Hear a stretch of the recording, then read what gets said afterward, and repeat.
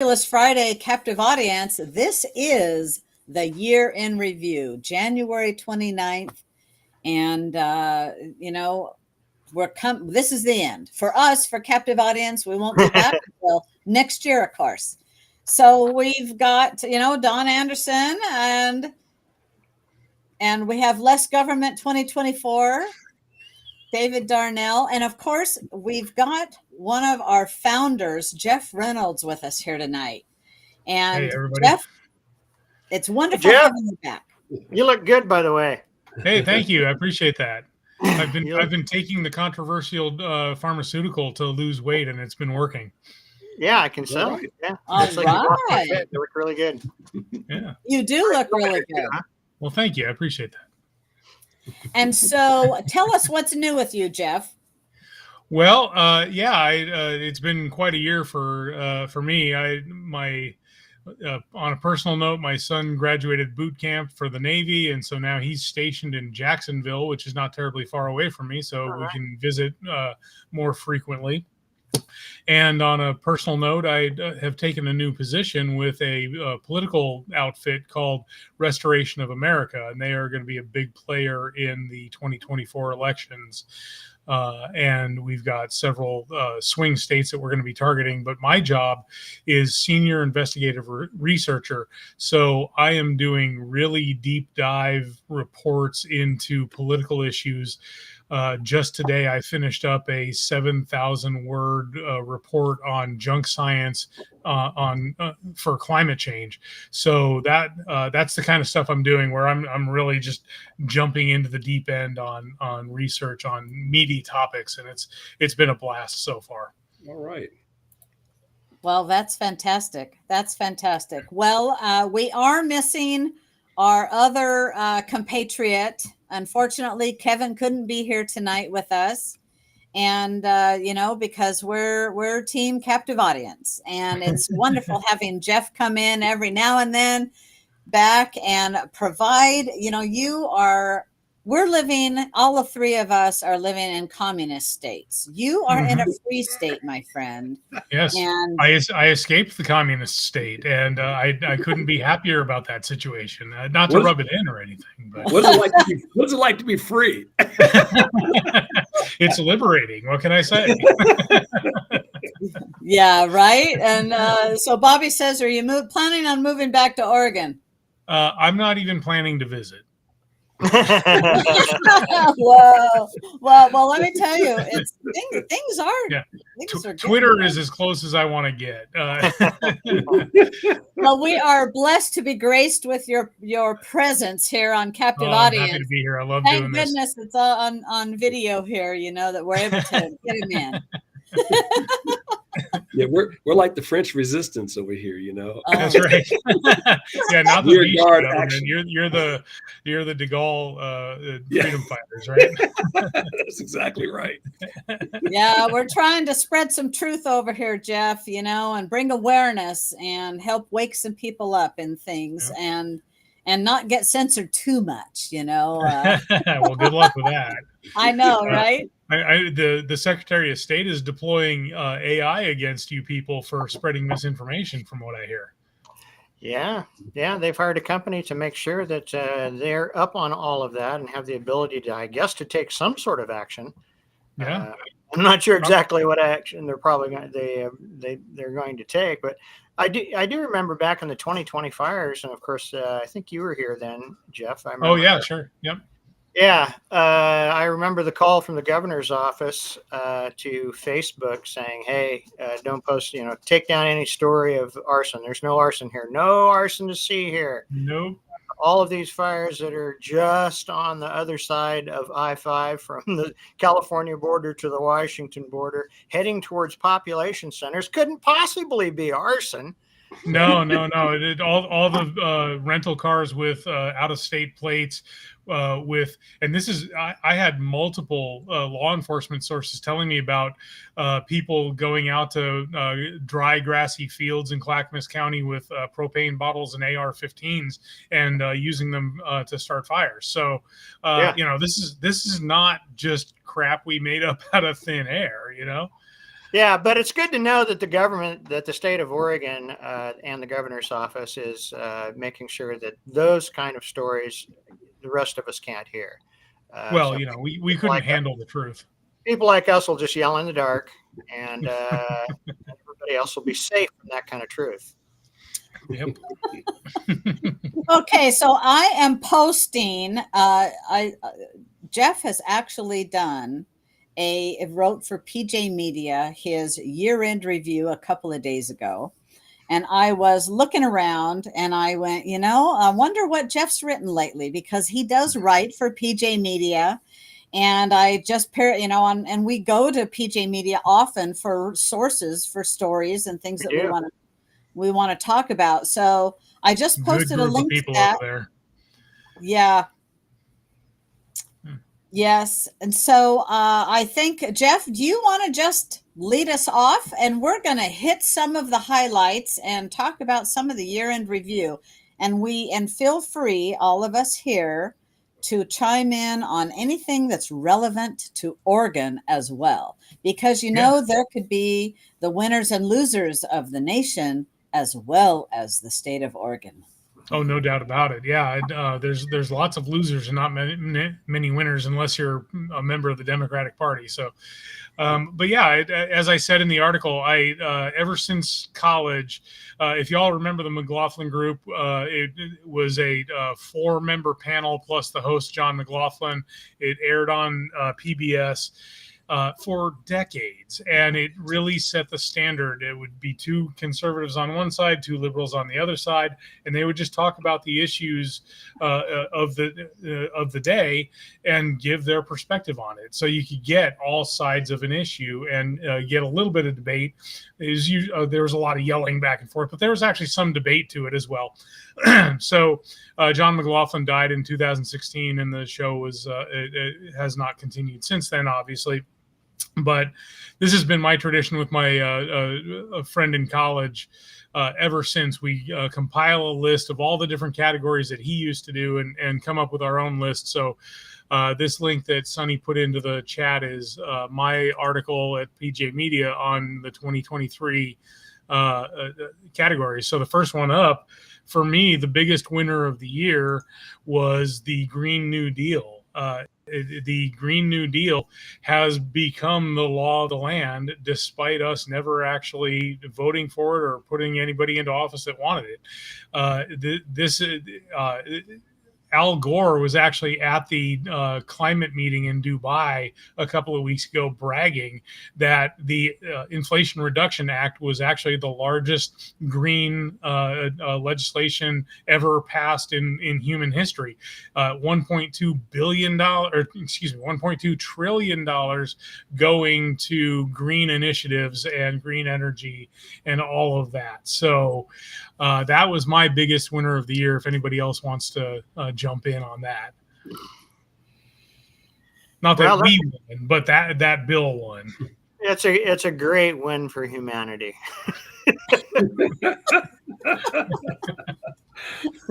Yeah. Yeah, well, without voters' input, that's the thing. These are unelected bureaucrats making these decisions. Mm-hmm. I wrote an article a few weeks ago about Biden separately had set aside $7.5 billion for 7 different clean hydrogen hubs around the nation. I don't know if you saw this, but they've been trying to make hydrogen fuel an energy source for decades, and they don't have the technology or ability to make it clean enough to run properly. So it's just something that can't be done, and they're pouring billions of dollars more into it. It's just more waste and abuse by the federal government. Yeah, and today as I was driving, doing a couple errands, I heard a story about all of the auto dealerships across America trying to dump their electric vehicles. They're just like piling up, right?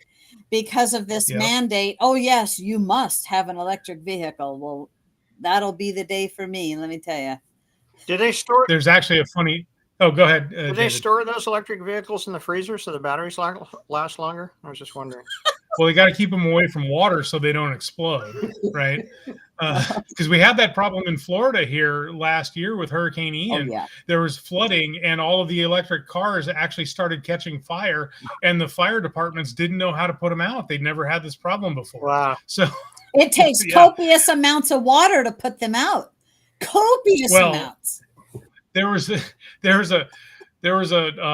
in the Atlantic coastal waterway, there was a Tesla that rolled down a boat ramp into the water, and it started exploding and catching fire underwater. And the fire department just sat there filming it with their cell phones because there was nothing else they could do until it burned out. Yeah. Wow. Has its own oxygen supply. Yeah. Wow. Yeah, it didn't need one, right? All it had was the water in the battery. One would think that would make it an environmental hazard by itself. Just that. One would think. You can't say that. Future, Don. You're disrespecting our future.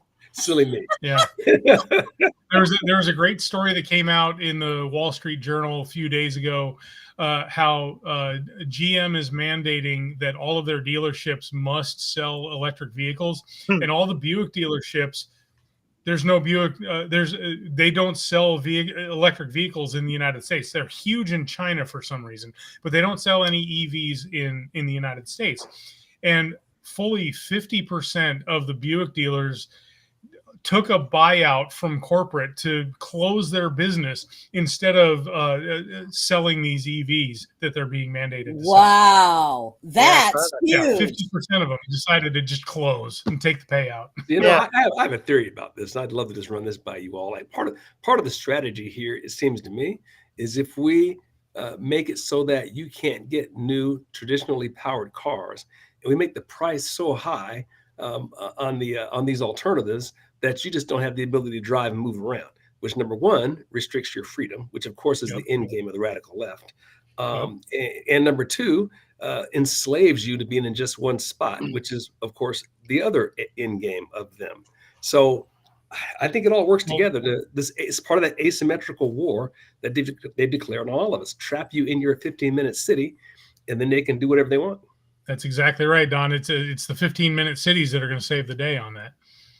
Yeah, and electric vehicles have the potential for a remote on-off switch or remote off switch. Sure. So the next time they want to have a lockdown, they're not going to ask. They're not going to tell you either. They're just going to like turn it off. If you're just turn it off. The next time they hear you say that electric vehicles could be an environmental hazard, you're done. You're not going to drive your car, Don. Yeah. Okay, what would be the next one, Jeff? Let's move along. Okay, so the biggest loser of the year. Does anybody else have a biggest winner of the year first? You know, well, Argentina.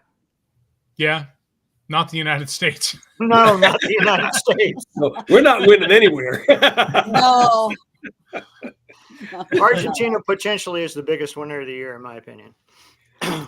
Yeah, I'd agree. That is sensational, and actually, it's a harbinger because there's a number of other countries around the world that are falling into that same bucket. I think we mentioned earlier, was it the Dutch? They've elected a similar official. The Italians, I can't remember her name, but she's been in place for a couple of years now. Yeah, right. I mean, there's a number of other movements in other European countries where they have where their conservative parties are winning big. So there's a lot of positive on that. So that's a great win to see that one.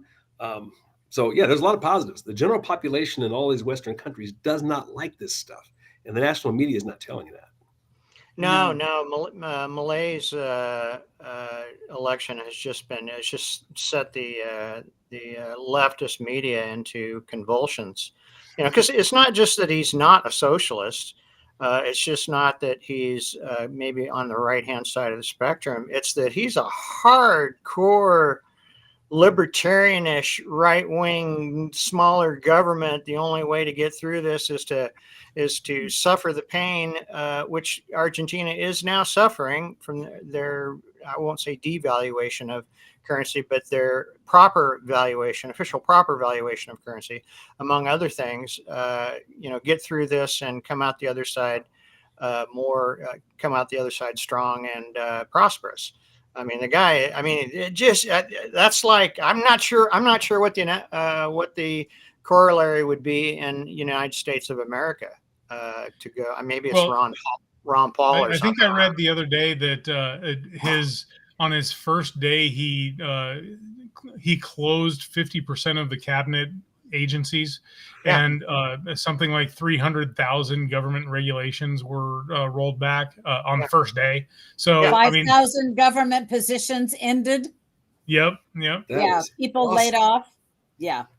Yeah. And he's an Good. economist. So, he knows what to do to flip this around. And so Right. much like America elected Trump, a businessman, to shake things up and turn us around and make America better, they've done the very same thing with Milley. They're being the economist, a businessman type of guy instead of the politician. So I think the bottom line here is between Trump and Geert Wilders and Javier Milei, you have to have crazy hair to get elected. I would agree with that.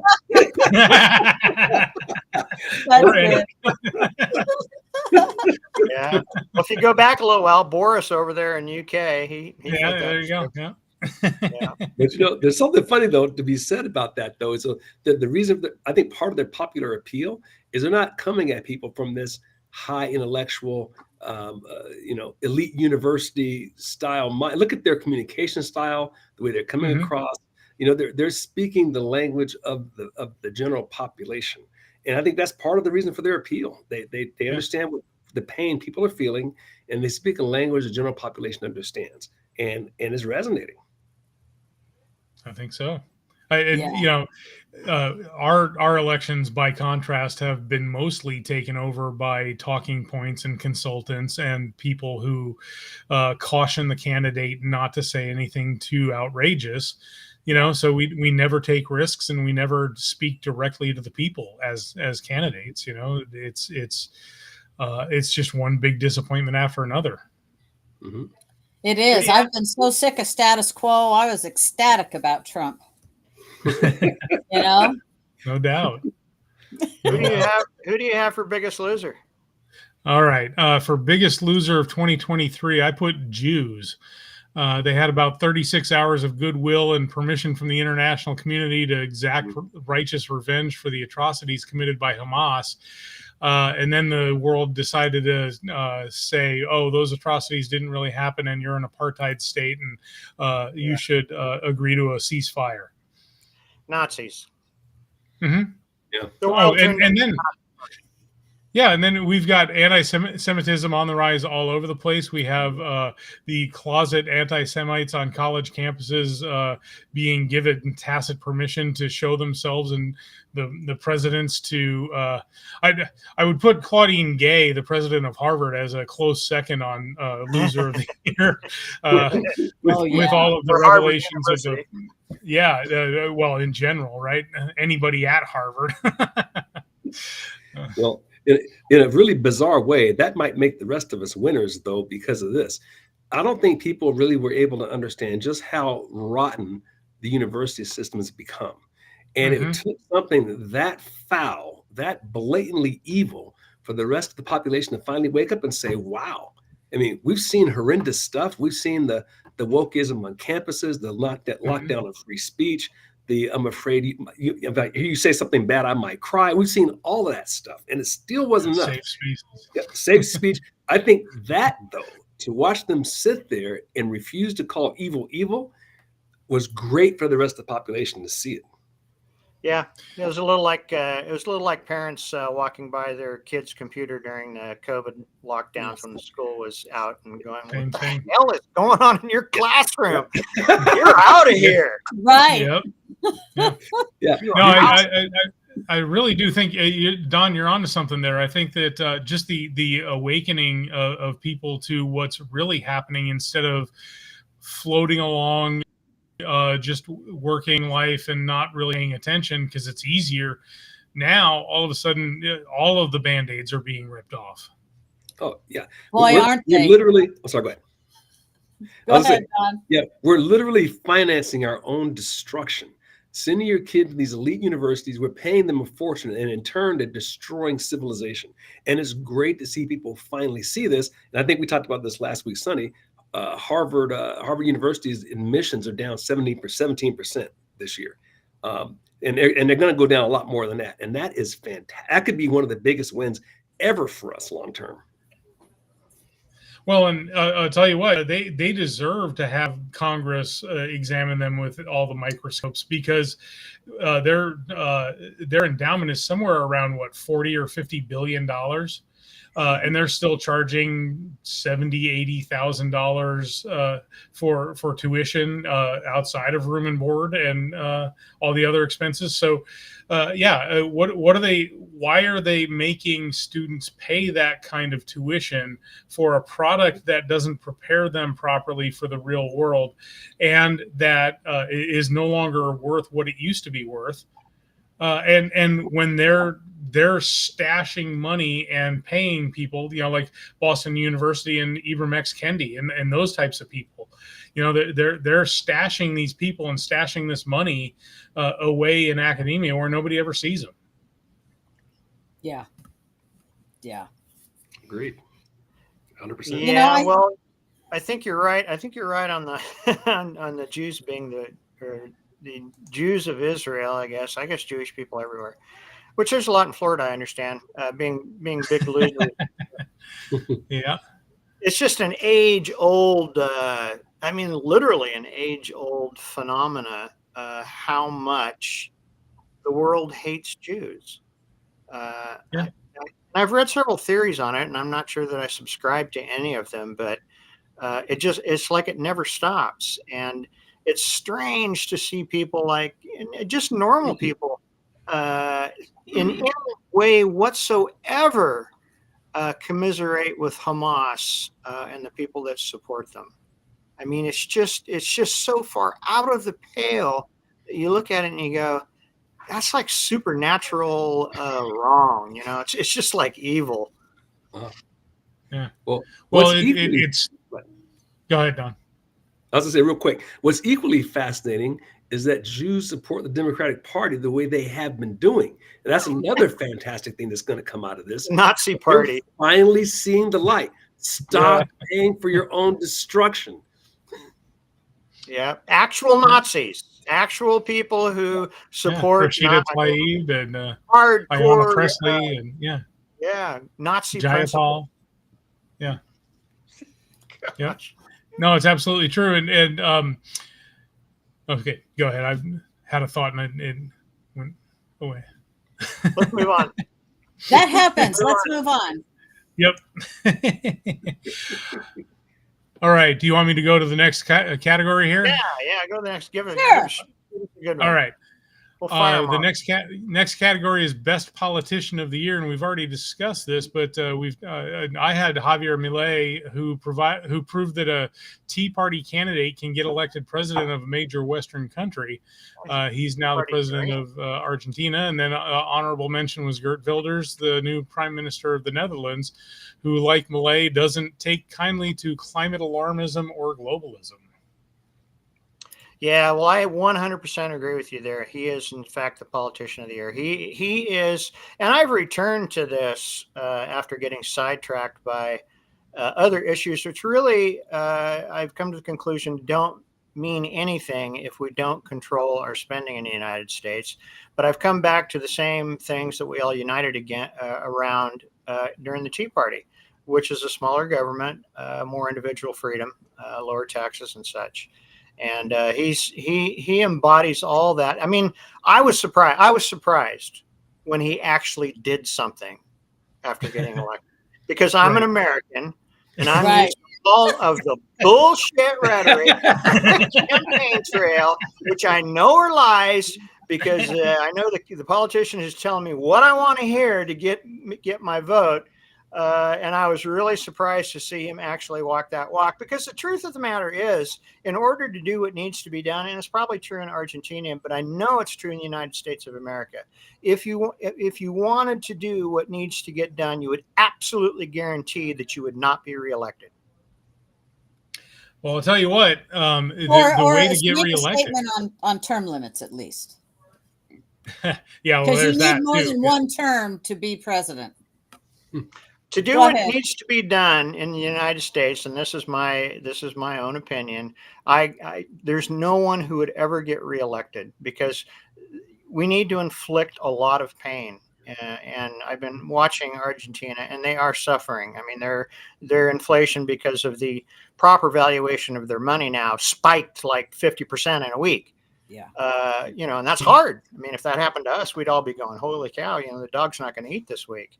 But in order to do what needs to be done, in order to put the country, stop the money manipulation and put the country on a firm foundation upon which all of the other stuff that we're worried about now begins to matter, I think you would probably alienate enough voters to where you would not be reelected, and the next politician would go ahead and start printing money again and, bribe everybody out of the public treasury.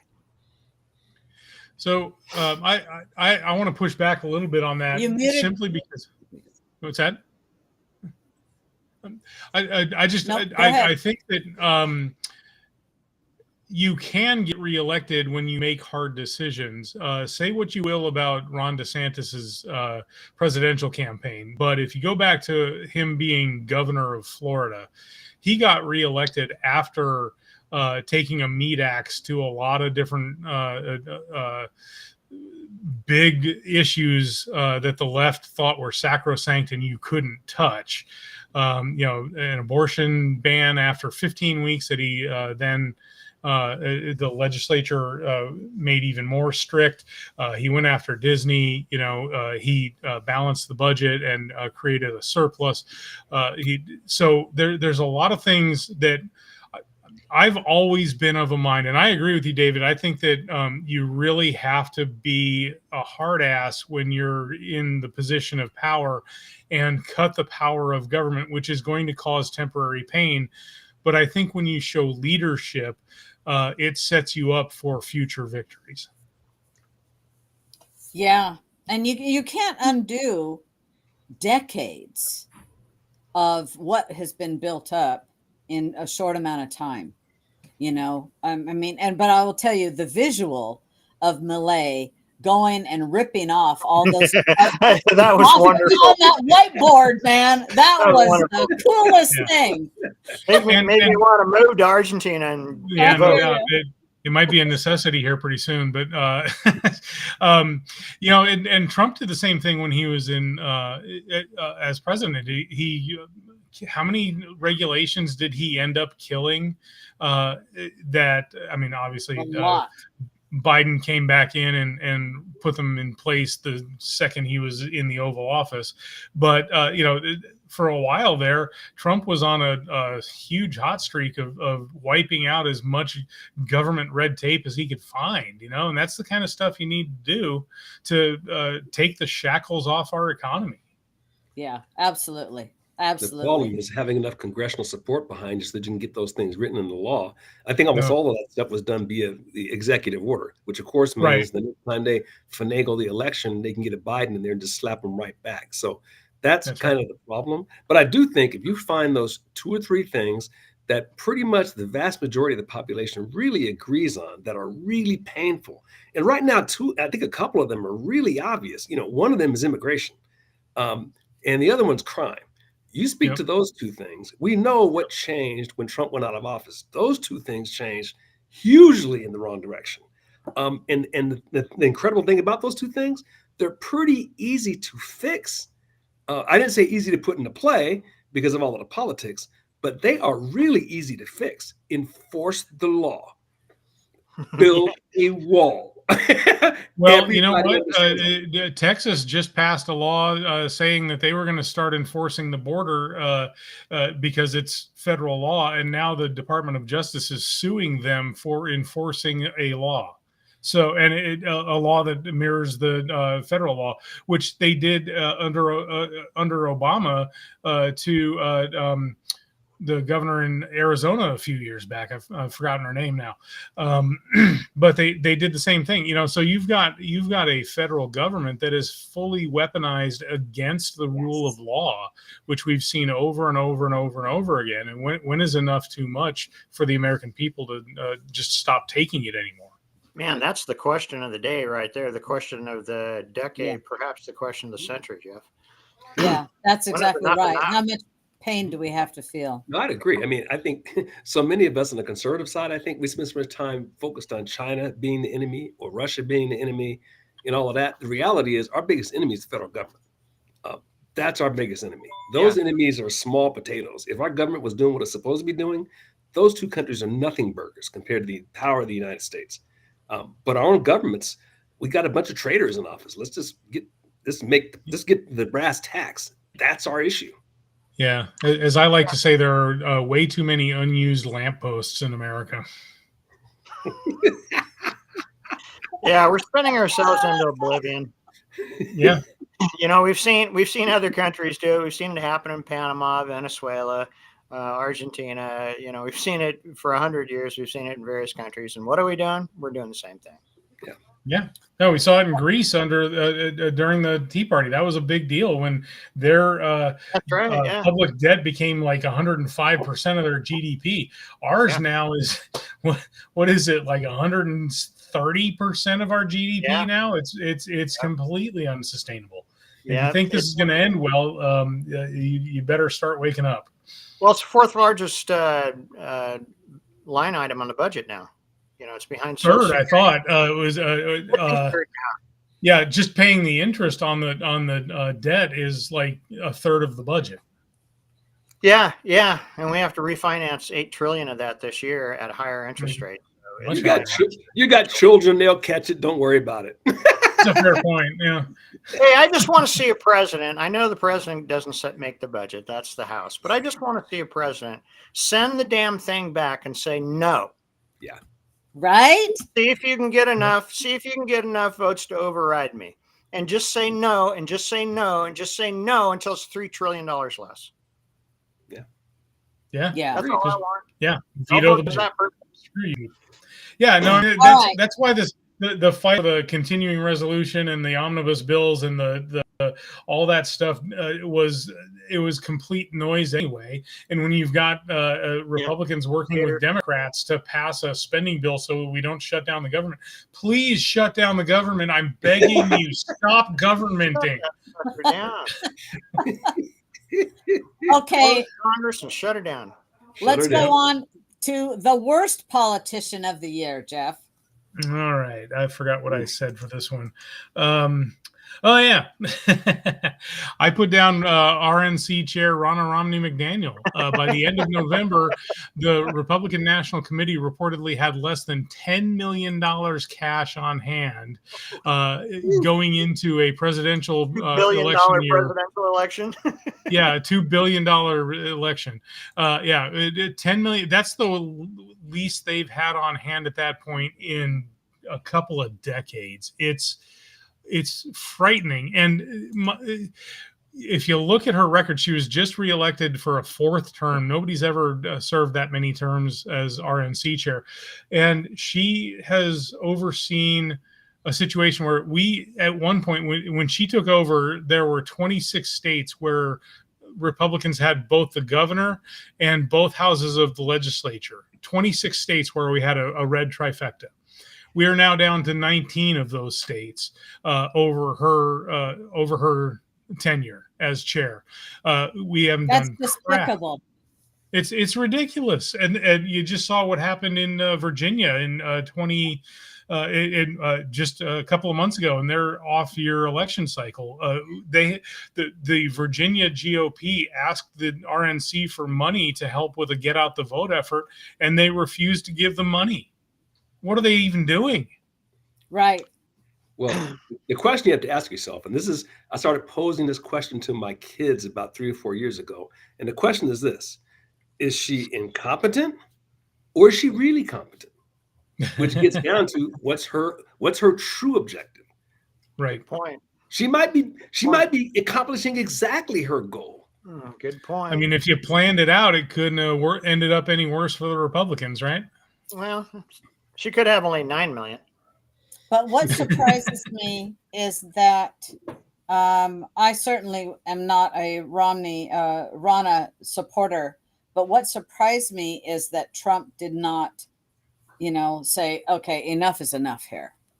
Because with Harmeet Dillon, there was a great candidate with Harmeet Dillon who knows everybody, she understands, and I think would have been a great leader. But I want to add another of worst politicians, and I'm going to say the January 6th committee. Oh man, what a clown show that was. All of them. Yeah. Well, I thought Liz Cheney was properly rewarded for the job she did. Right. Losing by a record margin for a sitting Republican incumbent in Wyoming. Yes. Yeah, absolutely. They said, "Okay, we're still done. trotting We're it taking out. you out." She's still appearing on CNN and MSNBC like she's some sort of Republican visionary. Well, she is an absolute rhino. She is the definition of what a Republican in name only is. Well, Jeff, you'll appreciate this. In about 3 weeks, which is my birthday, somewhere around that time, will be the 3rd anniversary of the day that the Oregon Republican Party put out the statement, knowing what we all know now, that J6 was an inside job. Yep, absolutely. Right. Remember that? We got national coverage on that. Every Republican member of the Oregon House spit on us and told us and disavowed us and said we so were did crazy. Some of our elected officials inside the party. Yeah. Yes. Yeah. Oh yeah, Tracy Hunnell. I think she flip-flopped on that one, if I remember correctly. Yeah. Only after the Atlantic asked her for a statement and an interview. Right. Yes. She was afraid to say what we all knew was the truth, and I really don't like that in a person. No, she did the flip-flop. Well, I didn't know what I was voting for. Well, yeah, all my peers and the people that I want to sit at the table with, they don't seem to think this is a good idea. I won't be able to get selfies with Ronna anymore. Yeah. Right. Yeah, there's one that needs to be replaced. Tracy Hunnell is National Committee woman, along with a few other officers of the ORP. Yeah, and speaking of which, I mean the ORP's in shambles right now, but that's not the only one. There's a lot more important Republican parties that are in trouble too. Did you write that story that I read about that? What's that? Did you write the story that I read? I read a story. I wrote something a few months back, but somebody just told me, I haven't seen this, so if you could confirm this for me, but I believe it's Arizona is declaring bankruptcy. Yeah. Wow. Yeah. Whoa. And Michigan. GOP, I hadn't heard that. Yeah, and Michigan several months ago when I wrote about this, Michigan had something like $50,000 on hand over the summer, which at that point in the same election cycle in previous cycles they'd had a couple of $1 million on hand. They had 50,000. So I mean it's the RNC and several state GOP apparatuses are in shambles right now. And I think the donors are looking at it and saying, "My God, this is a clown show. We're staying away."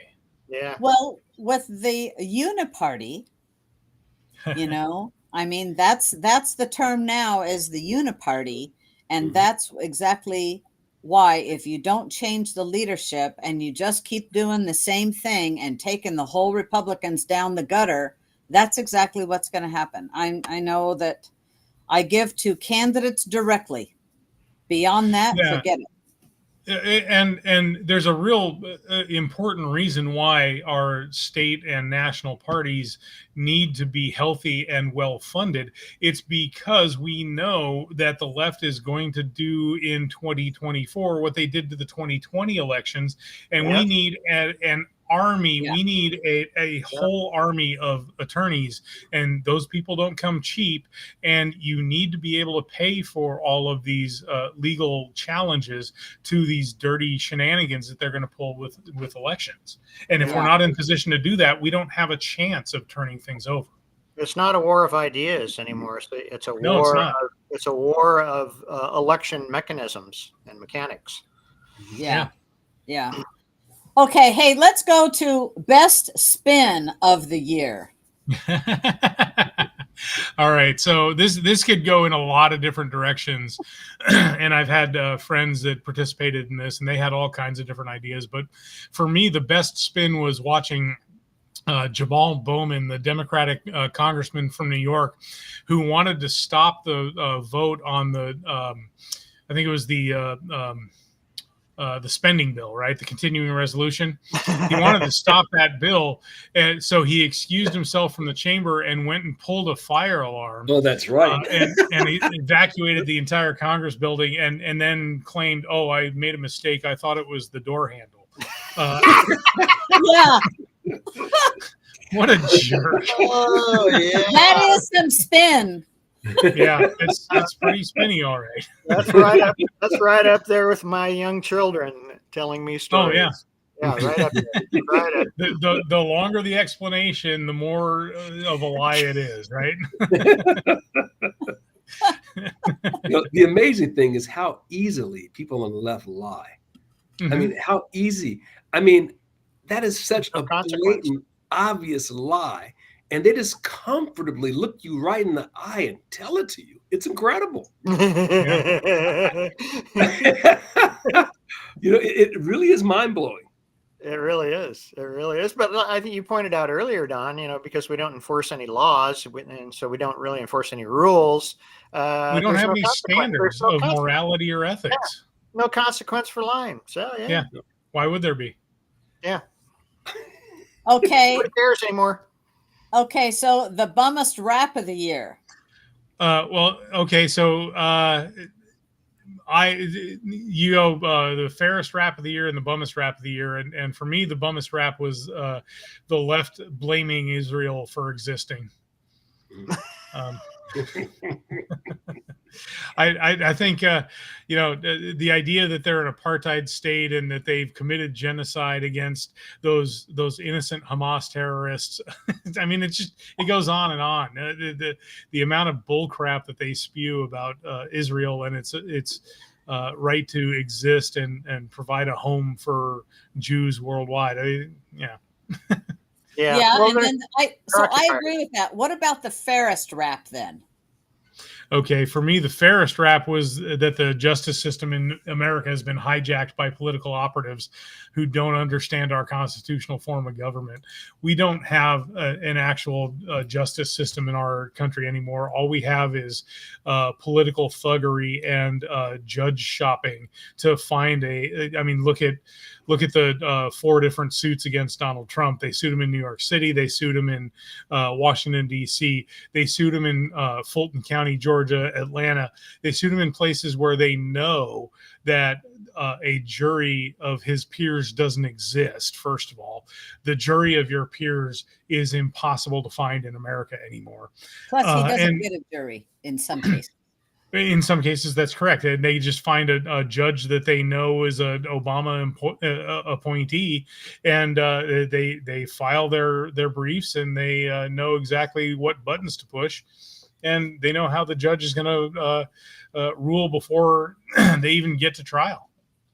So I'm going to push back a little bit, Jeff, because you wrote the justice system in America has been hijacked by political operatives who don't understand our constitutional form of government.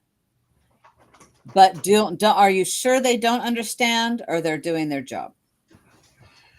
It's an interesting question. I think that they don't uphold the constitutional values that our founders did. They look at themselves as soldiers in a holy war, trying to stamp out republicanism and conservatism. They don't give a damn whether the Constitution says they can't do it or not. But it even goes beyond that. I think they're trying to stamp out the Constitution in our country. Certainly, it gets in the way. It's not just conservatives and Republicans. They're absolutely, it's because by all appearances, with everything that we see going on, it's tearing our Constitution up. Well, the end game is one world government. I mean, that's the end game. All Sure. of this other stuff, to my mind, is just part of the playbook to get to one world government. So the capital of the world is Brussels, and that's where all the laws and everything will be decided. And what you say or vote for, whether it be in Paris or Washington, D.C. or London, none of that matters, right? Just with these elitists from universities like Harvard and Yale and Princeton and what they think, that's going to be the rule, because the rest of us are just a bunch of dumb trolls. And that's the objective. You will eat the bugs. Yes, yes. And like it. And America is the great impediment to one world government. So America has to be destroyed. Yeah, this is the impediment. And there's no doubt about that. That's their objective, and that there's international funding behind a lot of these efforts, and especially with the invasion at the southern border, that all of that is being done on at the behest of those that are backing a world government. Mm-hmm. Yeah, it makes me think about that saying. I think it was Lenin had that saying that basically if he controls I think it was the telegraphs and the railroads. Right. It doesn't matter if I control the telegraphs and the railroads, I control the strategic assets necessary to take down a government, take over a country. And he successfully did that. And I think these same communists have basically applied that strategy to the 21st century. And now that strategy is he who controls information technology, for example. There's probably a couple other things you can add to that. That becomes very similar to the railroads and the telegraphs back then. You control those, that and the educational system, I'd add to that as well. Control those, you can take down a country. It might take a generation or two. You can't do it as quickly as Stalin did it, but we're basically 40 years into that. So, at least. So, then moving on. We're not going to get to all of these that Jeff did, but I'm picking out a few others, and I'm still going down the line. I like this best comeback. That's a big deal. That was one of my favorites, and I'm not even a man of faith, but I for best comeback of 2023, I chose Christian revivals. There were several college campuses that saw revival meetings and tent shows and the whole thing with thousands of young people lining up to get saved or get born again or get baptized in the church. And it was a real phenomenon going on for several months over the middle of the year. It was really something to behold. And of course, the media didn't cover that at all, but it was really interesting to see that people were lining up by the hundreds and by the thousands to hear the word and to become saved. It was fascinating to watch. Yes, it is. And I'll tell you, it's I am a person of faith, and something that I'm enjoying seeing is more and more celebrities are announcing their faith, their conversion, actually. More and more and more. Did you see Hulk Hogan last week? I read, yes, Hulk Hogan. Some rappers have, you know. I mean, people there is a big turnaround there, and I think it's great. Yeah.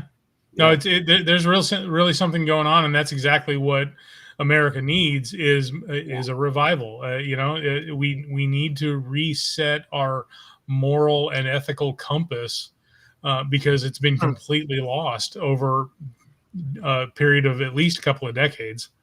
Yeah, even basic knowledge of biology, I think we need to reset. I think that comes after the ethical reset. Well, and here's the thing. I know that changed my worldview quite a bit. See, when we say people of faith, though, see, the left are people of faith too. They're people of faith doubt. in the God of man. And their if you don't God think this is their a God- holy war, you're not paying attention. that's exactly right. Their Climate their faith is in the rule of man, and Mhm. our faith is in the rule of God. And you see the different results that you get. So at the end of the day, I think this is basically a moral conundrum that we're in, and they're attacking basic morality. In a country founded on the constitutional republic, won't work without a moral people. I think it was John Adams who first said that. It cannot work, and we see that. We have a group of people who have zero principles. I mean, look at these judges who are making decisions that are objectively wrong. We just nominated a Supreme Court justice who couldn't answer the question, what is a woman? Right. And yet they're going after Clarence Thomas for ethics violations. Right. What a load of crap. Yes. Yeah. Right. So that tells you zero principles. Zero principles means zero morality. And a government of our sort can't run with no morality for long. Now, wholly inadequate for the government of any other people That's it. than the religious and the moral, Yeah. and educated, informed. Right. Don, you were talking about the means of information being disseminated. That's what Lenin took over, right? Is the propaganda machines. Yeah. Pravda and Izvestia. How can we forget the two newspapers of the Soviet Union? Those two papers dominated everything, and we have CNN, MSNBC. Same thing as now Pravda. We have the Washington Pravda. Washington Post. Yeah, same thing. Same exact thing. Okay.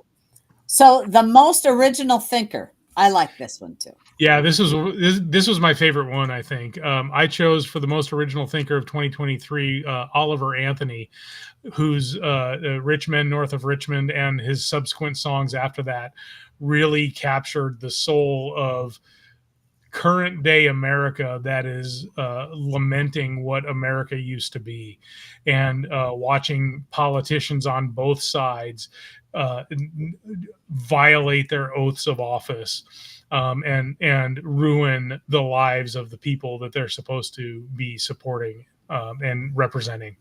So with Oliver Anthony, I've compared him a couple of times. I'm a big fan of Levon Helm from the band, and he's sort of a combination of Levon Helm and maybe a Hank Williams thrown in there. His voice just cuts through your soul, and the words he puts together and the way he belts it out is something that really captured everybody's imagination across America.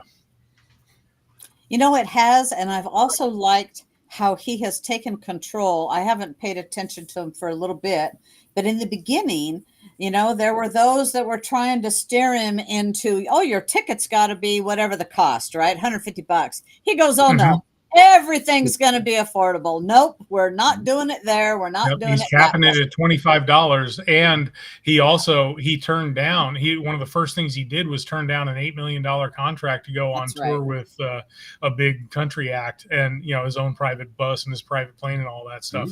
He turned it down because he didn't want to be corrupted by the influence of fame and fortune. Which is, I mean, you know, he's a young man. He's dealt with mental health issues, substance abuse issues, like a lot of young people. He's only 23 or 24, but he's dealt with a lot of really difficult things because life is difficult these days in America, and you know, he's still trying to figure it out. But he has cut through the bull crap and. Really, he's done everything he possibly can think of, it seems like, to keep control over his own life, which is really impressive. Yeah, good choice. Well said. I have three more, and then we're going to go to what are each of us our own predictions for 2024 might be. So I like this one of the worst lie of the year. Yeah, this one was painful because it was the deaths in the Maui wildfires. When the local officials came out and blamed it on climate change, when it was the local officials that blocked all the evacuation routes and allowed those people to be burned alive in their cars, whole families, and shut off the water. and shut off the water. Yeah. And I mean, there are so many people that have been derelict in their duty that should be in jail just from this year. But those people are right at the top of the list. Yeah, that's a pretty big lie and a pretty big psyop there. What happened? No doubt. No doubt. I mean, it's just psyop after psyop, right? I mean, this whole program, Captive Audience, started during the biggest psyop that ever happened in COVID. Yeah, So, the biggest psyop, at least in our generation. yep. Yeah, And it hasn't subsided. No. It seems to have it seemed to 2020 kicked off a whole. It kicked off the decade or more, maybe hard to say, of continuous psyop. Yeah. They realized they could get away with it, and most of America would go along with it. So much so now that I don't believe anything that I see or hear or read. Why would you? Yeah. Yeah, Anything we comes from the definitely anyway. have to have discernment. Oh, go ahead, Don. I was going to say, at a minimum, you should run everything through I call it the does that make sense prism. No longer can you trust anything. Occam's razor. Yeah. We were talking about that the other day. Well, I forget what the issue was. Karen said, well, that seems like the most reasonable solution, or the most, whatever Occam's razor is. The simplest solution is usually the right solution. Right. Something like that. Yeah. Did it have something to do with your dogs or your chickens? No, it was something a little weightier than that. We have some pretty weighty discussions at our home, and I'm sure that many people in America do. At least those people who know what we're talking about, that everything has become a psyop since 2020, are probably having some fairly significant conversations. I mean, I'll get to that when I make my prediction for 2024, but these are not carefree times we're living in. Well, I think one thing that we conservatives have to get over is people feel like they're going to be called that bad name. Ooh, you're a conspiracy theorist. Yeah. I think we all have to develop an automatic response to that. And mine is this: everything you see is a conspiracy. It's just a question of whether it's a credible conspiracy or not. 56 people conspired to create the United States and sign the Declaration. 12 apostles conspired and created the church. Sure. Lewis and Clark conspired with Thomas Jefferson to do the expedition. Everything you see is a conspiracy. Right. Hey, I don't even laugh at Alex Jones anymore. No. I laugh at his voice because his voice cracks me up. But I don't discount what he has to say anymore. So you have to look at this stuff, and I've said it out loud. Alex Jones was right.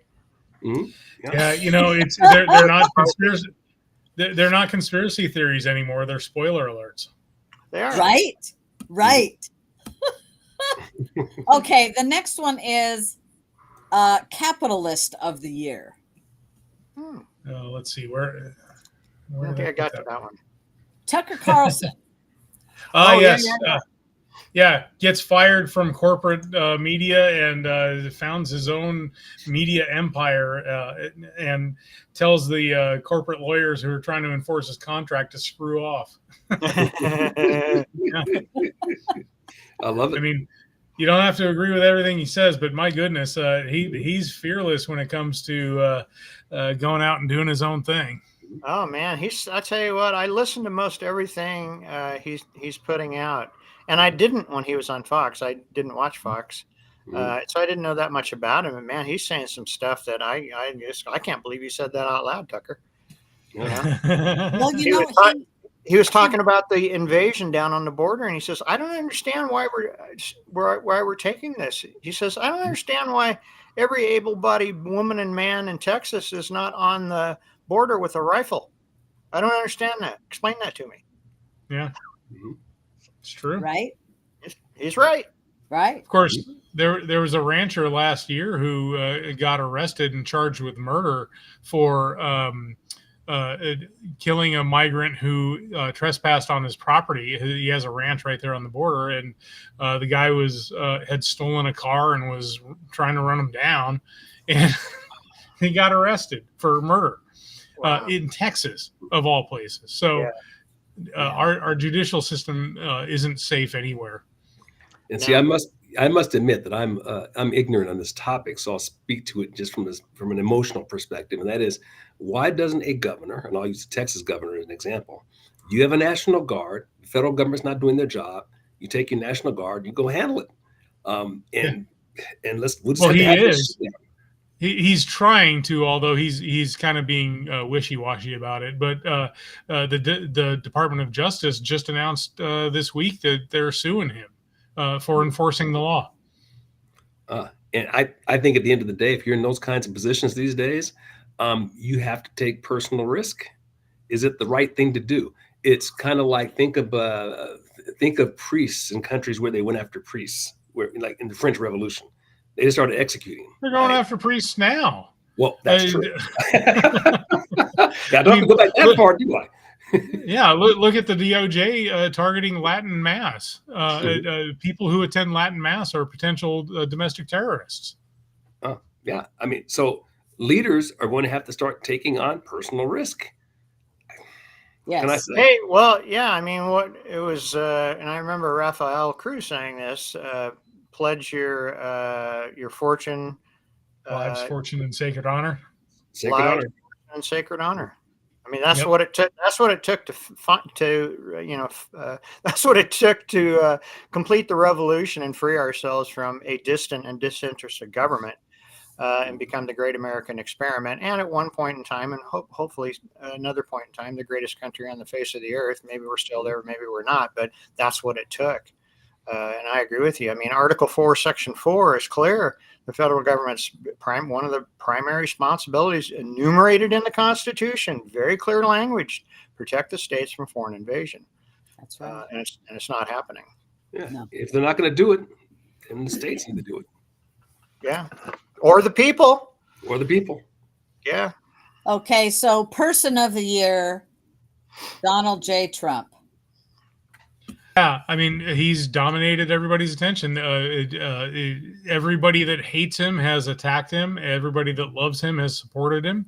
And he's the guy that the entire political universe revolves around. And it's only going to get more intense in 2024. So this was an easy one. Yeah. Well, you're right. I mean, he has 99.9% name ID probably anywhere in the world. Indict him one more time, and there we go. It just adds more support for him. Well, it's amazing. I remember when Reagan was running for office, and the left went what I thought was berserk then. I thought we've never seen anything like this. They're going nuts. You compare what they're doing to Trump to what they did to Reagan. It's like what they did to Reagan is nothing, or even Nixon for that matter. They are losing their minds. It's unbelievable that he has the amount. Can you imagine if it was even an old school, middle of the road left media, how big a lead Trump would have? He's leading in spite of all that. It's incredible. Yeah. More unearned media than any other politician in the history of probably the world. Yeah, Okay, didn't they earned media? Excuse me. Didn't they calculate that he got somewhere around $2 billion worth of earned media? Earned media. Yeah. Was it 2020 or 2016? I don't remember which. Yeah. And he raised a couple $1 billion to boot, if I remember correctly. Right. Yep. Okay, best idea of 2023. Let's see. I don't. Where did Elon Musk. Yes. So my favorite thing of the year was when Elon Musk was sitting there in a panel discussion with Bob Iger in the audience, the CEO of Disney, and the panelist asked him, "What would you say to CEOs if they were in front of you who wanted who said they were going to boycott advertising on X or Twitter?" And he said, "I'd tell them to F off." And then he said, "Hi, Bob." I would tell them to F off. And right. Because that's what you got to do with these bullies. The famous GFY interview. It'll go down in Yes. history. That's what it was. It was go F yourself. That's what it was. Yeah, Yep. it'll be taught in textbooks at some point in time. I hope so. We have people who So- are finally learning to attack the media itself. Like I love Vivek too, when he went after the media in that debate. Yep. No matter what you Yeah. think about Vivek, but his ability to go after the media for their biased interviewing questions is like sensational. It really And is. I remember really digging. I wasn't going to vote for Newt Gingrich in 2012, but I really loved the way he would go after the media back then too. He would tell some flunky that came by from MSNBC or whatever at the convention. He'd ask a stupid question, and he says, "Well, that's a really stupid question to ask. What you really should be asking me is this, and this is my answer to the question you should be." I ate that stuff up. That's a great strategy. Yeah, Yes. no doubt. Also to Newt's credit, when he was Speaker of the House, that was the last time that the United States federal budget had no deficit. Right. Balanced budget. We had 3 years of surplus. Yeah. Wow. Which Bill It's Clinton takes possible. credit for. Yeah. Well, yeah, he signed them, which he should have. If he wanted to get reelected, he should have. Well, I think that's why he signed him. He had to. Yeah. Yeah, it's pretty hard to send them back and go, no, make them spend more. Right. Okay, so predictions for 2024. All right, well, I'll go first. So I mentioned to Jeff before everybody else came on that this evening I was doing what many Americans probably should be doing if they're not doing already, is I was researching potential highly likely nuclear targets within the United States of America and what the fallout clouds look like from these targets and where I am and people elsewhere should be looking at where you are. I don't have a lot of confidence going into 2024. We've seen we had Occupy in 2012, we had BLM in 2016. 2020 we had the COVID operation. I expect an operation of monumental proportion for 2024 coming from the left, the globalists, just that whole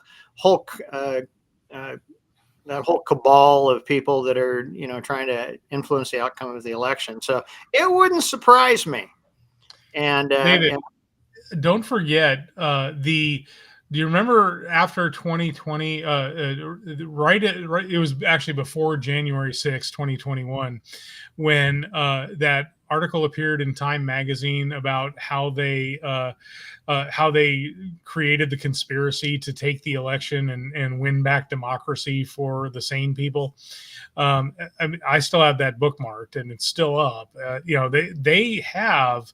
They admitted they have control. The leftist cabal, the elitists on the left, have control over the protest movement and all of the different funding mechanisms and all of the money and the media and everything else. They have all that, and they know they have it. And if you don't think they're going to deploy it again in 2024 on a scale greater than 2020, then you're crazy. Exactly, and I think that could include some sort of war, whether it be a global conflagration or an invasion, perhaps, or even an attack on the United States. I don't put it past. I have no normalcy bias anymore. It's gone. It's gone. It's gone. If you told me credibly that you knew that there would be a nuclear attack on the United States tomorrow, I wouldn't even bat an eye, Jeff. I would go, okay, all right, well, we better be ready. Let's get the radios out. Yeah. Get your Faraday cage set up. Yeah. So my prediction for 2024 is all that makes up the left, all that makes up that is which is not good and decent. Basically, all that makes up what is evil will pull out all stops in 2024 to win an election. That's my prediction. Okay, well, I'll tell you what, I'll go next because mine actually sort of mirrors yours. But I thought that in 2024, we are here in Oregon, we are going to see more green energy projects while at the same time having energy blackouts. That's just for Oregon. And then in 2024, I believe that this whole election cycle is going to show us many things that we never thought could happen. Because for me, I'm seeing things happening that I never thought would happen already. And I think, like David, I think it's going to accelerate. And so I think that's what's coming in 2024. I pray that Trump wins, but I am fearful that he will be taken out because all the stops are going to get ripped out in 2024, I think. I think you're right. To put in, like right now, it's the left, it's the chosen that are promoting Nikki Haley. Nikki Haley, are you kidding me? That's just more cabal, more of the same. That is not the person at all. I wouldn't elect her as a dog catcher. And because she is controlled by the left. And that's why. I don't have anything against her personally. I've heard her speak at the RNC and heard her bash Trump personally and saw her get only about a quarter of the RNC members clapping, and she never got a standing ovation. So I've already seen the true color of Nikki Haley. She's a non-starter for me, but don't ever forget that the deep state wants to pick who is going to be our nominee. So that's why no holes will be barred in that. She's controllable and she looks good. She does. She does. She made a huge gaffe the other day, though, when in talking about the Civil War and not saying it started because of slavery. I mean, this is a huge gaffe. It shows that she's just not ready for prime time. No. All right. Who's next? Shall I? 2024. Should I go, Jeff? Is that okay? Yeah, go ahead. Sure. All right. So I'm not quite as apocalyptic as David, but I put that on the realm of possibility, the nuclear thing. It's definitely possible. Here's what I think. So we know that there's going to be the mother of, I think we can all pretty much agree, there's going to be the mother of all October surprises, right?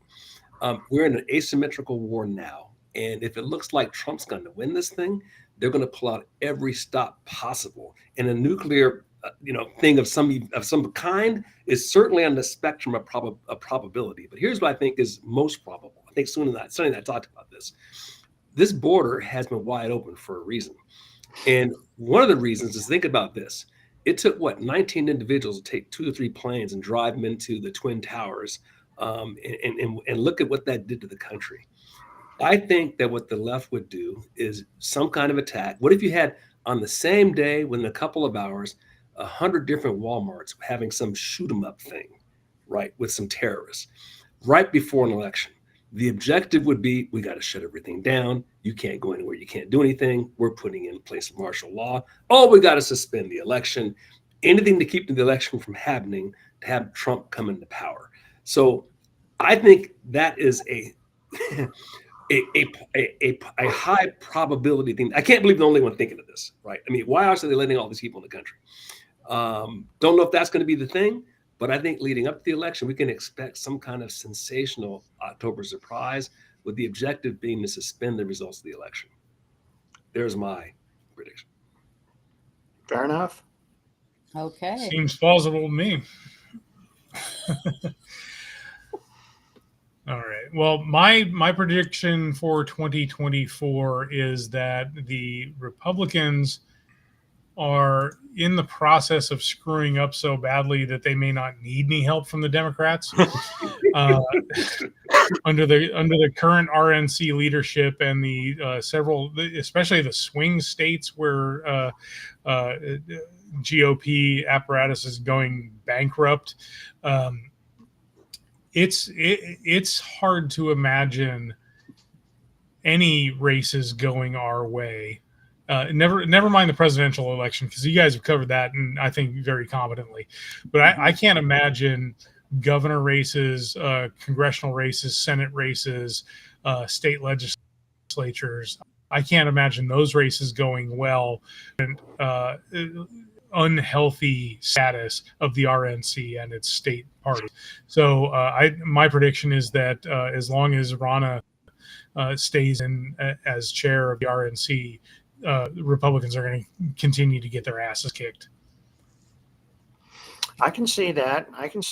You know, the kind of the battle cry that we've had for years, especially in Oregon, is, well, you know, when asked how do Republicans win, well, the Democrats have done this and they've done that, and people are just fed up with it, and so, you know, they're going to vote Republican. And I think if that were still the case, and I don't think it's the case anymore, I think it's more of a case of who's got the best ballot game.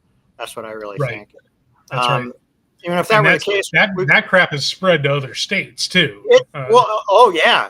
In the last 4 years, it's been been everywhere. It's been infiltrated everywhere. You can bet your bottom dollar on that. But, you know, we saw in 2020, you know, Democrats doing this, Democrats doing that. We would have expected a red tide, and it just did not. It did not appear. I mean, we have a small majority in the House, and that's about all we got nationally. And as you pointed out, we went from 26 to 19, not just since 2020, but at least since Ron has been in power. Is that correct? I believe it's been since 2018, if I remember correctly. It went from 26 trifectas, and I remember that. I remember, I forget which year it was, but I remember just the stacking in the states. I remember at one point we had 900 elected Republicans in state houses across the country, and 26 trifectas, and that's just been slipping more and more away. And I think sometimes we lose sight of that. We gotta get our Republican elected president. Well, you know, the states are, you know, they need some help too. And yeah, I think you might be right about that. Yep. I am very pessimistic about our chances in 2024, if we get there. Unfortunately, I am too. I didn't want to be, but you know, I'm just not seeing. Nobody can make a case to me. I haven't heard anybody make. Well, I'm optimistic about 2024. I'm the optimist forever, but I am a realist in thinking. Absolutely. I'm actually optimistic like you. I just think there's going to be pain getting there. A lot of pain. Absolutely. I think, yes, it's not going to be without pain. That's for sure. And so to answer Lori's question, should we donate our kicker credit to Ronna? No. But you know what? Donate your kicker credit, not the kicker credit, but your political donation tax credit. Donate that to a candidate of your choice in Oregon, because everybody gets $50 off, $100 if it's a married couple, or donate it to, if not your favorite candidate, donate it to your county party, Republican Party. You have by Sunday to do that before the end of the year, and get your tax deducted, because Oregon will take it. It's a tax credit, and so it's not really costing you anything. You just get it $50 off your. It's a tax credit, and it's a write-off on your taxes. All right. This has been great, guys. Thank you. This was a lot of fun. I always love coming back on the show. Yeah, I'm glad you came back on, Jeff. It's good to see you. You look great. Yeah. I'm glad you came on. I'm so glad that all of us could be here. I'm sorry Kevin couldn't be here with us. I would like to say for everybody to please pray for our nation, President Trump and his family. 2024 is going to be a bumpy ride. And Happy New Year. Yeah. 2024. Happy New Year, everyone. Yep. Happy New Year, everybody. It's great to see everybody. Yeah, you too. Take care.